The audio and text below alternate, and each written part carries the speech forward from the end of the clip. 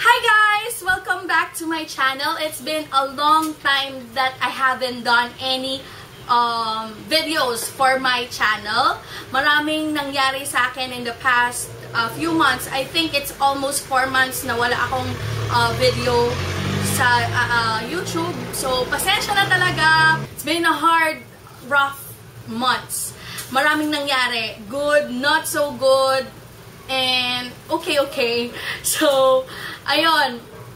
Thank you so much. Kung hindi po kayo follow sa aking mga social media networks,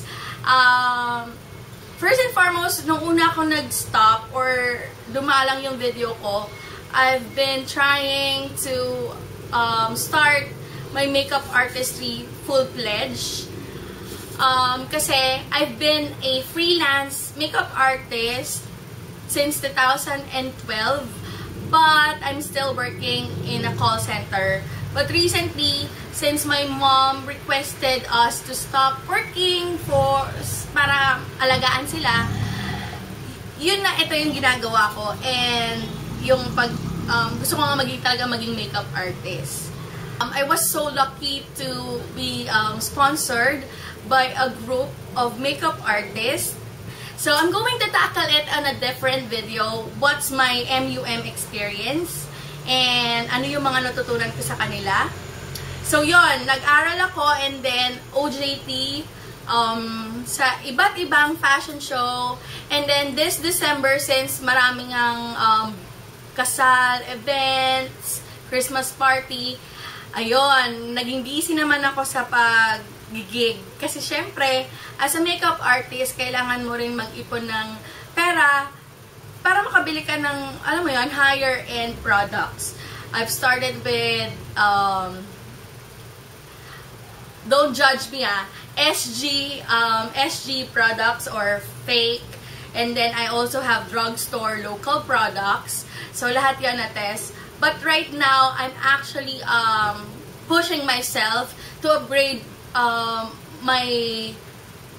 my things sa mga original, sa mga magagandang produkto. I'm trying out a lot of foundations para sa professional use kasi iba yung mga single-single. Ngayon, ang mga tinatry ko or yung mga ginagamit ko is basically mga palette na. But I'm going to tackle that, guys, on a different video so that I can help those aspiring makeup artists as well what to buy and what to invest sa makeup kit, lalo na kung starting kayo. Kasi nga ako, parang napuna ko, ngayon ko lang na-realize na ang laki na rin pala na nagagastos ko dito sa mga gamit na to kasi hodang fake siya or whatsoever, malaki. Kung dapat pala tinipid ko na lang, di sana nakabili ako ng mas, alam mo yun, higher end or original. I'm not judging people who buys fake. But ako rin naman kasi bumibili rin ako eh. So, well, on my opinion, I just want to upgrade ngayon na. Kasi syempre, parang tawag dito, yun nga, I'm working to be a full-fledged makeup artist. Soon to be pro. Kasi nga, iba-iba naman yung category na sinasabi nila paano ka maano ng pro. So, yon. And then, at the later days ng... Oh my God, ito na. On the later days ng December, sorry, nagka-crack pa rin ako. My mom died. Ayoko umiyak sa harap na camera. Ayun, my mom died and it's almost 2 months na siguro. Yeah, almost 2 months na. And it's hard because she's my best friend. So, nag-hibernate muna ako sa paggawa. Ayoko umiyak.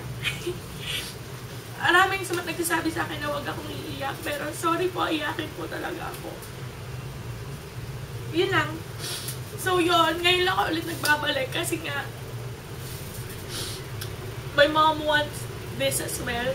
She wants me to be a professional makeup artist. And she believes me. So,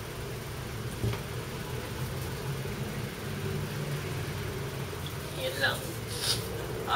Isa rin siya sa mga reason bakit ako nagpo-push ngayon. It's been like ilang months na ako nag-hyper, like almost, after niya mag 40 days, doon na ako lumabas ng bahay.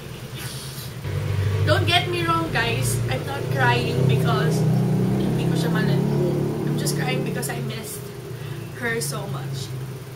So, yun. Marami nangyari the past few months. But, I'm back. And I hope, alam nyo yun, dyan pa rin kayo sa akin. Thank you sa mga friends ko na nakakaunawa bakit ako nawala and all that. So, yun, hindi po ako nag-stop sa YouTube. It's just that I need a break. So, yun lang. And then, ngayon, for 2 weeks na, I'm doing fashion shows. Ano ba? Fashion shows, photo shoots.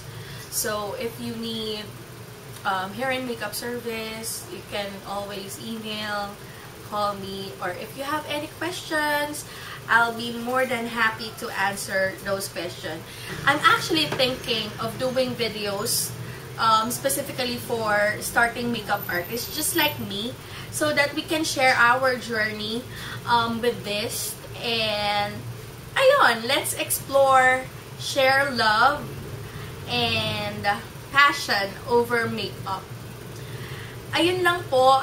So, expect na I'll be back sa YouTube. Actually, nag-film na ako kanina ng tutorial with this look using the Morphe Brushes palette.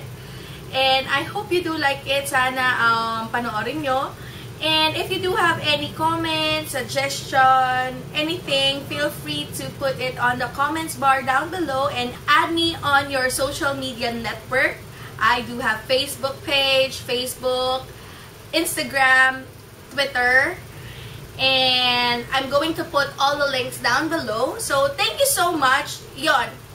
I'm back. Yun lang yung masasabi ko. So, thank you so much for taking time on watching again. Have a great day and see you in my next video.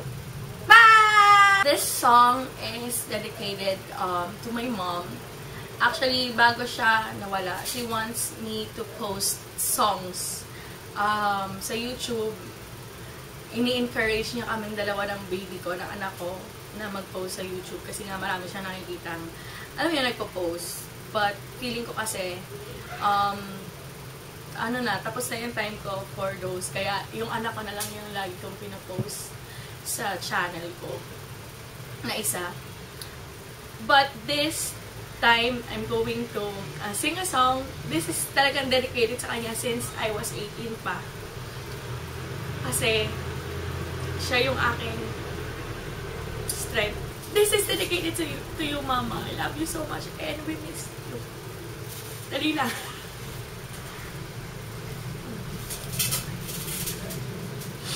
Memorize ko pa ba? When I'm lost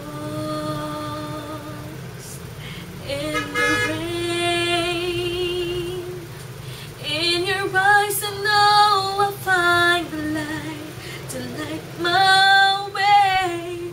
And when I'm scared, losing ground, when my world is going crazy, you can turn it all around. And when I'm down, you're there pushing me to the top. You're always there giving me all you got, for a shield from the storm, for a friend, for a love to keep me safe and warm. I turn to you for strength to be strong and for the